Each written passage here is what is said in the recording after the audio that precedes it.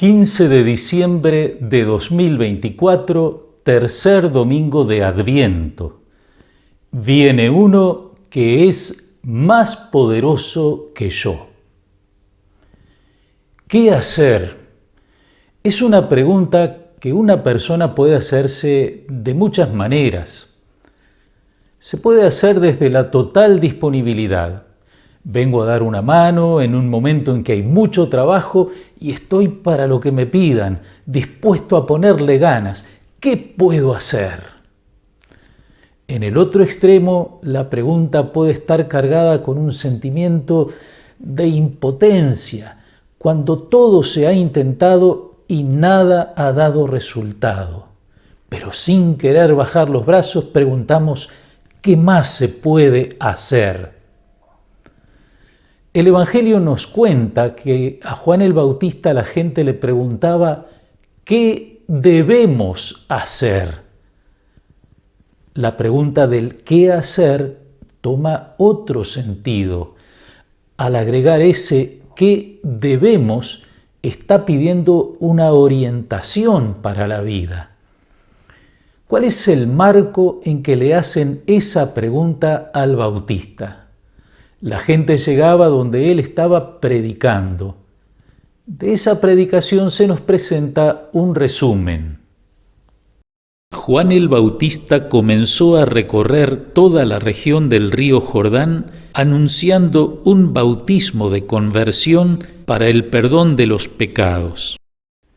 En pasajes anteriores vemos que el discurso de Juan era fuerte, advirtiendo de la llegada inminente, muy pronto, del juicio de Dios.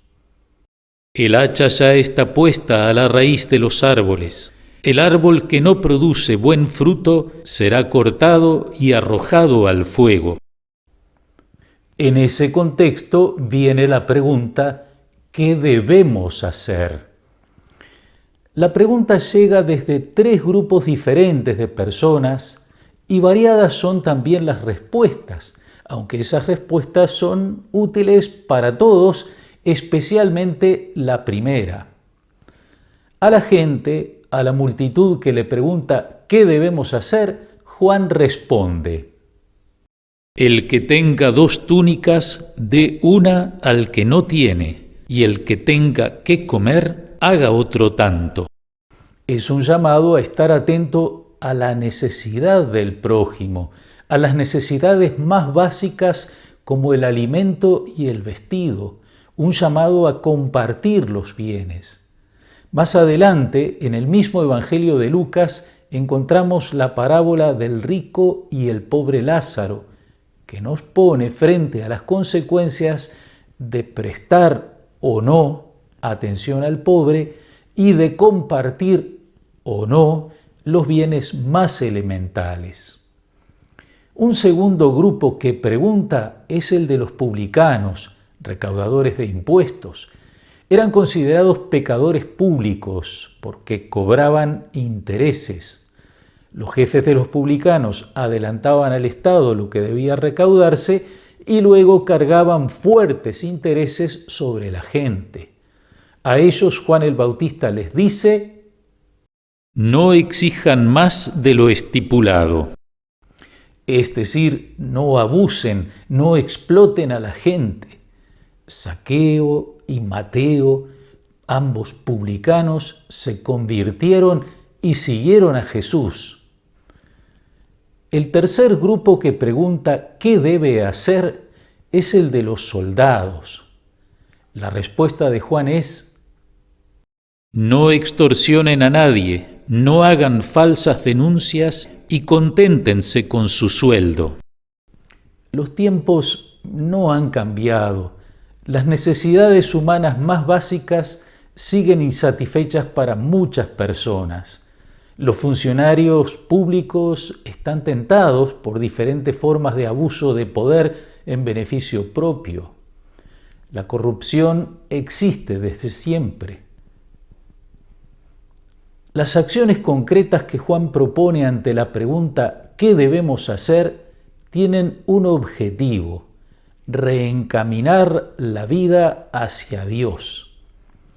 Juan une esto a un gesto religioso, el bautismo, que no es todavía el bautismo cristiano, pero tampoco una purificación meramente ritual, exterior. Es, como dice el Evangelio, un bautismo de conversión, de cambio de vida para el perdón de los pecados, perdón que solo puede otorgar Dios y que llegará a través de aquel más poderoso que Juan, es decir, Jesús. De las exhortaciones a un cambio de vida, Juan pasa a un anuncio. La gente estaba en expectativa respecto a la figura de Juan. Veían su espíritu profético, la autoridad con que llamaba a la conversión y se preguntaban si no sería el Mesías. Juan sale al paso de esos interrogantes y anuncia: «Yo los bautizo con agua, pero viene uno que es más poderoso que yo, y yo ni siquiera soy digno de desatar la correa de sus sandalias. Él los bautizará en el Espíritu Santo y en el fuego. Tiene en su mano la horquilla para limpiar su era y recoger el trigo en su granero, pero consumirá la paja en el fuego inextinguible».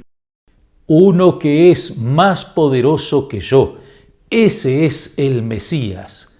Juan, con profunda humildad, se confiesa servidor indigno y anuncia dos aspectos fundamentales de la obra del Mesías. En primer lugar, el bautismo en el Espíritu Santo y en el fuego. El bautismo que traerá Jesús lleva el Espíritu Santo al corazón y a la vida del creyente. Hay muchas interpretaciones sobre el significado del fuego.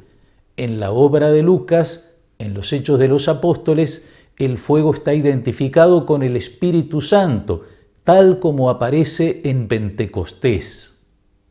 Entonces vieron aparecer unas lenguas como de fuego, que descendieron por separado sobre cada uno de ellos. Todos quedaron llenos del Espíritu Santo. El otro aspecto de la obra del Mesías que viene y que destaca Juan es el juicio, expresado a través de dos imágenes: el granero, donde se guardará el fruto, es decir, aquellos que reciben a Jesús y dan frutos de conversión, y por el otro lado, el fuego, donde se quemará la paja, aquellos que rechazan a Jesús y persisten en la maldad. Este domingo nos invita a la apertura de corazón a Jesús que viene a nosotros, apertura con un deseo sincero de conversión, expresado en acciones concretas. También nos llama a considerar las graves consecuencias del rechazo. Cada uno se juega su futuro en la decisión que tome ante el anuncio del Bautista. Decir que no es decidir por sí mismo la eterna separación de Dios y por tanto la autonegación de un futuro de vida en Dios. El año jubilar que comenzará pronto nos recuerda que somos peregrinos en esperanza. Nuestras decisiones pueden ir cambiando a lo largo de nuestra vida, cambiando para bien. Por eso el llamado a la conversión se repite una y otra vez para que volvamos de corazón al Señor. Que así suceda para todos nosotros en este Adviento. Gracias, amigas y amigos, por su atención. Que los bendiga Dios Todopoderoso, Padre, Hijo y Espíritu Santo. Amén.